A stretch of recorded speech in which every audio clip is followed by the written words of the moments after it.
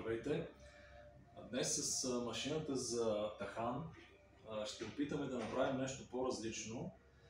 Това са кокосови трици. Целта ни е да направим от тях кокосова паста.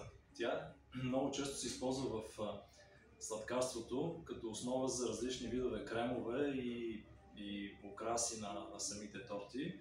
Интересното е, че при кокоса мазнината се топи при много ниска температура и това, което трябва да се получи от суха кокосова стърботина, е една кремообразна паста.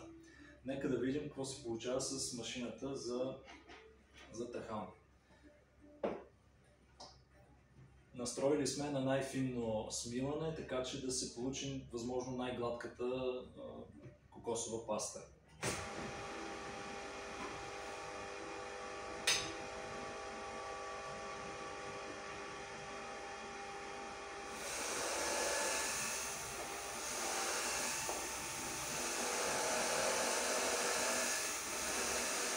Сипва се по-малко и внимателно.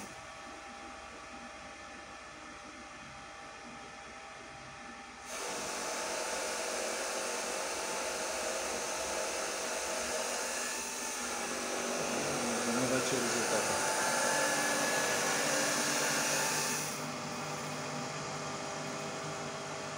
Първите капки потекоха.